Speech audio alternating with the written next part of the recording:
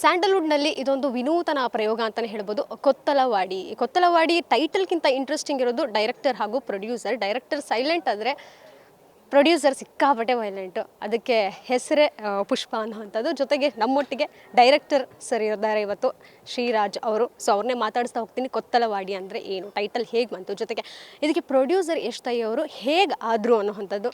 ನಮಸ್ತೆ ಸರ್. ನಿಮ್ಮದು ಹೊಸ ಪ್ರಯೋಗ, ಜೊತೆಗೆ ಇಂಡಸ್ಟ್ರಿಗೆ ನೀವು ಈಗ ಪಾದಾರ್ಪಣೆ ಮಾಡ್ತಿರುವಂಥದ್ದು. ಇದರ ಹಿಂದೆ ಏನಾದರೂ ರಿಸರ್ಚ್ ಮಾಡಿದ್ರೆ, ಜೊತೆಗೆ ಇಂಡಸ್ಟ್ರಿ ಬರೋಕ್ಕೂ ಮುಂಚೆ ಏನಾದರೂ ಲೈಕ್ ಅಸಿಸ್ಟೆಂಟಾಗಿ ವರ್ಕ್ ಮಾಡಿದ್ರೆ ಹೇಗೆ ನಂಟಿದೆ ನಿಮಗೆ? ನಾನು 15 ವರ್ಷ ರವಿ ಶಿವಸ ಸರ್ ಮತ್ತು KVR ಸರ್ ಜೊತೆ ಕೆಲಸ ಮಾಡಿದ್ದೀನಿ.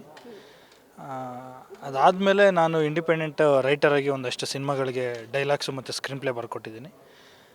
ಅದಾದಮೇಲೆ ಅಮ್ಮವ್ರ ಪರಿಚಯ ಆಗಿ ಸಿನಿಮಾ ಆಗಿದೆ. ಸೊ 15 ವರ್ಷಗಳು ಬೇಕಾಯ್ತಾ ನಿಮಗೆ ಈಗ ಗುರುತಿಸ್ಕೊಂಡು ಲೈಕ್ ಕೊತ್ತಲವಾಡಿ ಅನ್ನೋಂಥ ಒಂದು ಸಿನಿಮಾ ಡೈರೆಕ್ಷನ್ ಮಾಡೋಕ್ಕೆ? ಖಂಡಿತವಾಗ್ಲೂ ಬೇಕು ಮೇಡಮ್. ಅಂದರೆ ಪ್ರೊಡ್ಯೂಸರ್ಸ್ ಕಡಿಮೆ ಇದ್ದಾರೆ ಇಂಡಸ್ಟ್ರಿಯಲ್ಲಿ. ಆಮೇಲೆ ಒಬ್ಬ ನಿರ್ದೇಶಕನಿಗೆ ಪ್ರೊಡ್ಯೂಸರ್ಸ್ಗಳು ಸಿಗೋದು ತುಂಬ ಕಷ್ಟ. ಎಲ್ಲರೂ ಅಂದ್ಕೊಂಡಂಗೆ ಈಸಿ ಇಲ್ಲ. ಅದಾದಮೇಲೆ ಸಿಕ್ಕಿರೋ ಪ್ರೊಡ್ಯೂಸರ್ಸ್ಗೆ ಕರೆಕ್ಟಾಗಿ ಸಿನಿಮಾ ಮಾಡೋದು ತುಂಬ ಕಷ್ಟ. ಆ ನಿಟ್ಟಲ್ಲಿ ಲೇಟ್ ಆಗಿದೆ ಮೇಡಮ್. ಪ್ರೊಡ್ಯೂಸರ್ ಹುಡ್ಕೋದ್ರಲ್ಲೇ ಲೇಟ್ ಆಗಿದೆ.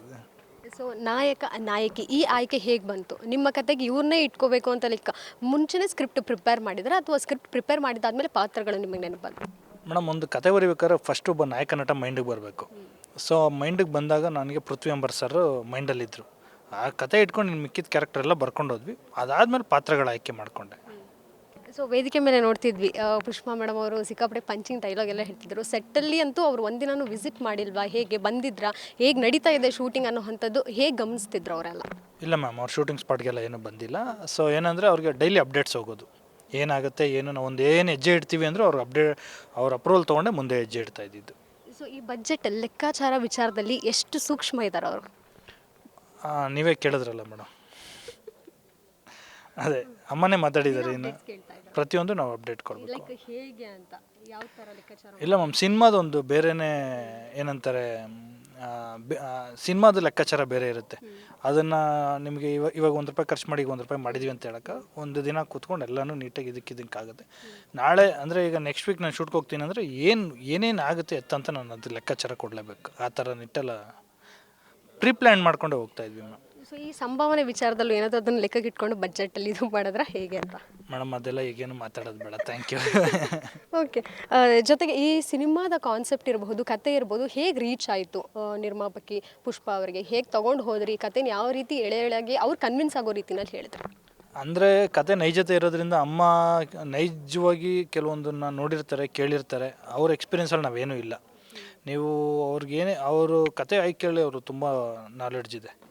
ಸೊ ಅವ್ರ ಕತೆ ಹೇಳಿದಾಗ ಅದೇ ಹೇಳಿದ್ನಲ್ಲ, 2 ಕತೆ ರಿಜೆಕ್ಟ್ ಮಾಡಿದ್ರು, 3ನೇ ಕತೆನೇ ಓಕೆ ಮಾಡಿದ್ದವರು. ಸೊ ಎಷ್ಟು ಕತೆಗಳನ್ನು ಟೋಟಲಾಗಿ ನೀವು ರೆಡಿ ಮಾಡಿಕೊಂಡು ಅವ್ರ ಮುಂದೆ ಹೋಗಿದ್ದೀರಿ? ಜೊತೆಗೆ ಸ್ಕ್ರಿಪ್ಟ್ ಇಟ್ಕೊಂಡು ಏನಾದರೂ ರೆಡಿಯಾಗಿ ಹೋಗಿದ್ರೆ ಹೇಗೆ? ಆ ಥರ ಎಲ್ಲ ಏನೋ ಇರಲ್ಲ ಮೇಡಮ್. ಅಂದರೆ ಈ ಥರ ಯಾರೋ ಕರೆದಿದ್ದಾರೆ ಏನೋ ಅಂದಾಗ ಒಂದು ಮೈಂಡಲ್ಲಂತೂ ಒಂದು 2-3 ಕತೆಗಳಿರುತ್ತೆ. ಅಂದರೆ ಈಗ ಒಬ್ಬ ಡೈರೆಕ್ಟ್ರಿಗೆ ಇದನ್ನು ಪ್ರಾಜೆಕ್ಟ್ ಮಾಡಿದ್ರೆ ಚೆನ್ನಾಗಿರುತ್ತೆ ಅನ್ನೋದು ಯಾವಾಗಲೂ ಡ್ರೀಮ್ ಇರುತ್ತೆ. ಅದನ್ನು ಫಸ್ಟ್ ನಾವು ಅಪ್ಲೈ ಮಾಡ್ತೀವಿ.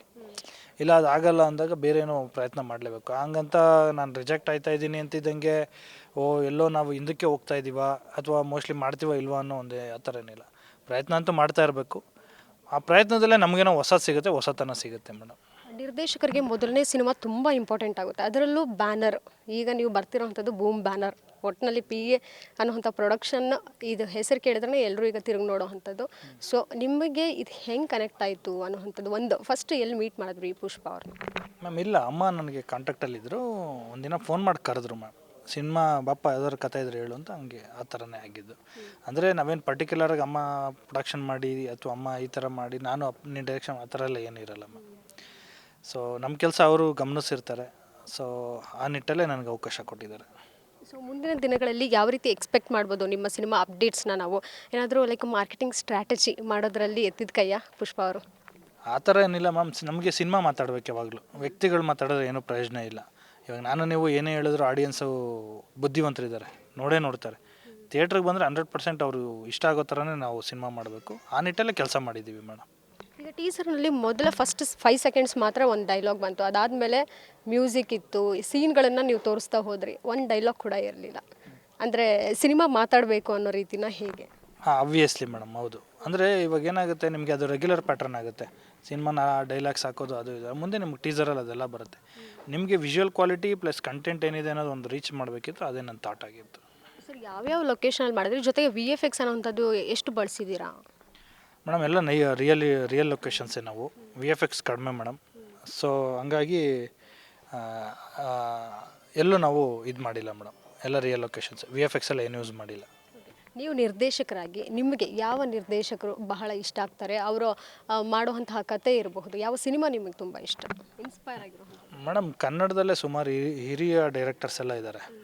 ಸೊ ಅವ್ರುಗಳ್ನ ನೋಡಿಕೊಂಡೇ ಬಂದಿರೋದು. ಆಬ್ವಿಯಸ್ಲಿ ನಾನು ಕೆಲಸ ಮಾಡಿರೋ ನನ್ನ ಗುರುಗಳೇ ಇಷ್ಟ ಆಗಿರ್ತಾರೆ, KV ರಾಜು ಸರ್ ಇಷ್ಟ ಆಗೇ ಆಯ್ತಾರೆ ಮೇಡಮ್. ಅಷ್ಟೇ ಮೇಡಮ್.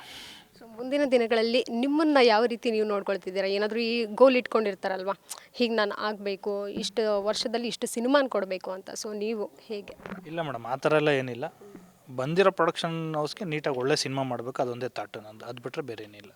ಒಂದು ಸಿನಿಮಾದಲ್ಲಿ ಹೀರೋಯಿನ್ಗೆ ಎಷ್ಟು ಇಂಪಾರ್ಟೆನ್ಸ್ ಇದೆ ಅನ್ನೋವಂಥದ್ದು ಕ್ವಶನ್ ಮಾರ್ಕ್ ಆಗುತ್ತೆ. ನಿಮ್ಮ ಸಿನಿಮಾದಲ್ಲಿ ಕಾವ್ಯಶೈವ ಅವರಿಗೆ ಎಷ್ಟು ಇಂಪಾರ್ಟೆನ್ಸ್ ಇದೆ, ಪ್ರಾಮುಖ್ಯತೆ ಎಷ್ಟಿದೆ?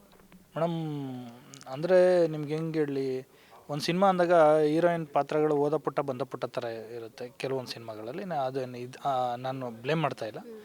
ಬಟ್ ನಾನು ಬರೆಯೋ ಕಥೆಯಲ್ಲಿ ಪ್ರತಿ ಪಾತ್ರಕ್ಕೂ ಜೀವ ಇರುತ್ತೆ ಮೇಡಮ್. ನಾನು ಯಾವ ಕ್ಯಾರೆಕ್ಟ್ರ್ ಬರ್ಕೋತೀನೋ ಆ ಪಾತ್ರಕ್ಕೆ ಜೀವ ಇದ್ದೇ ಇರುತ್ತೆ. ಅಂದರೆ ಅಪ್ ಟು ಫಸ್ಟಿಂದ ಎಂಡ್ವರೆಗೂ ಆ ಪಾತ್ರಗಳು ಕ್ಯಾರಿ ಮಾಡ್ತಿರ್ತೀನಿ ನಾನು. ಈಗ ಸರ್ ದೊಡ್ಡ ಬ್ಯಾನರ್ ಅಂತ ಹೇಳಿದ ತಕ್ಷಣ ಸಹಜವಾಗಿ ಒಂದು ಪ್ರಶ್ನೆ ಬರುತ್ತೆ, ಪರಭಾಷೆಯಿಂದ ನಟ ನಟಿಯರನ್ನು ಕರ್ಕೊಂಡು ಬಂದು ಸಿನಿಮಾ ಮಾಡಿಸ್ತಿದ್ದಾರೆ, ಏನಾದರೂ ಕ್ಯಾಮಿಯೋ ರೋಲಲ್ಲಿ ಇದ್ದಾರಾ? ರಿವೀಲ್ ಮಾಡ್ತಿಲ್ವಾ? ಹೇಗೆ ಮುಂದಿನ ದಿನಗಳಲ್ಲಿ ರಿವೀಲ್ ಮಾಡ್ತೀರಾ? ಇಲ್ಲ ಮೇಡಮ್, ನಮ್ಮದು ಕನ್ನಡನೇ ಫಸ್ಟ್ ಆಪ್ಷನು ಮೇಡಮ್. ನಮ್ಮಲ್ಲಿರೋ ದೈತ್ಯ ಪ್ರತಿಭೆಗಳಿದ್ದಾರೆ, ಅವ್ರುಗಳ್ನ ನಾವು ಅವ್ರ ಜೊತೆ ಕೆಲಸ ಮಾಡಿದ್ರೆ ನಮ್ಮ ಅದೃಷ್ಟ ಅನ್ಕೋಬೋದು. ಇಲ್ಲ ಮ್ಯಾಮ್, ಸದ್ಯಕ್ಕೆ ನಾವು ಕನ್ನಡನೇ ಅನ್ಕೊಂಡ್ರು. ಕನ್ನಡನೇ, ಹೌದು. Okay, thank you so much sir. ಇದಿಷ್ಟು ನಿರ್ದೇಶಕ ಶ್ರೀರಾಜ್ ಅವರ ಮಾತಾಗಿದ್ದು. ಕ್ಯಾಮ್ರಾ ಪರ್ಸನ್ ಅಜಯ್ ಜೊತೆಗೆ ಕೀರ್ತಿ ಪಾಟೀಲ್, ಗ್ಯಾಂಚ್ ನ್ಯೂಸ್, ಬೆಂಗಳೂರು. ಗ್ಯಾರಂಟಿ ನ್ಯೂಸ್, ಸುದ್ದಿ ಖಚಿತ, ನ್ಯಾಯ ನಿಶ್ಚಿತ.